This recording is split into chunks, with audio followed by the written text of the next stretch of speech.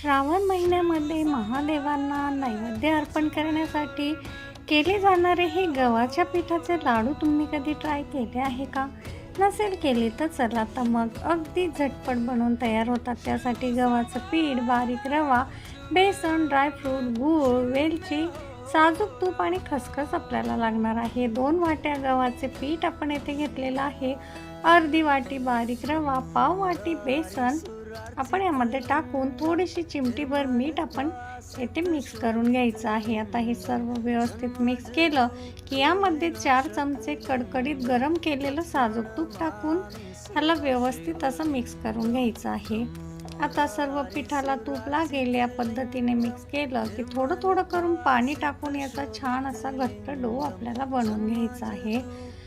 आता हा डो बनवत असताना आपल्याला घट्टच करून घ्यायचा आहे. 10 ते 15 मिनिटासाठी रेस्ट देऊन घेतली. 15 मिनिटानंतर पुन्हा आपल्याला हा डो मऊ करून घ्यायचा आहे आणि याचे छोटे छोटे गोळे करून असं बोटाच्या साहाय्याने याच्या पुऱ्या तयार करून घ्यायच्या आहे.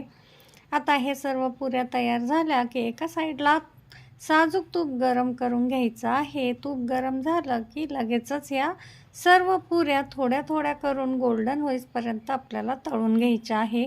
पुऱ्या तळत असताना गॅस आपल्याला मंद आचेवरच हवा, नाहीतर ह्या कच्च्या राहण्याची शक्यता असते. आता या थंड करून घ्यायच्या आहे. थंड झाल्या की ह्याचे तुकडे करून मिक्सरला फिरवून घ्यायचं आहे. आता मिक्सर चालू बंद करून याचं बारीक फाईन पावडर तयार करून घ्यायची.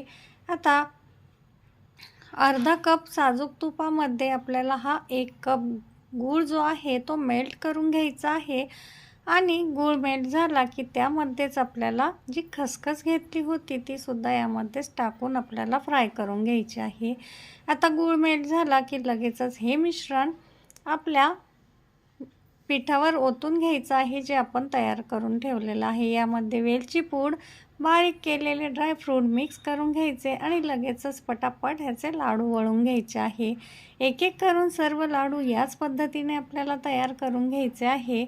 हे बघा, तर नक्की ट्राय करा. ही रेसिपी कशी वाटते कमेंटमध्ये सांगा. आवडली असेल तर चॅनलला फॉलो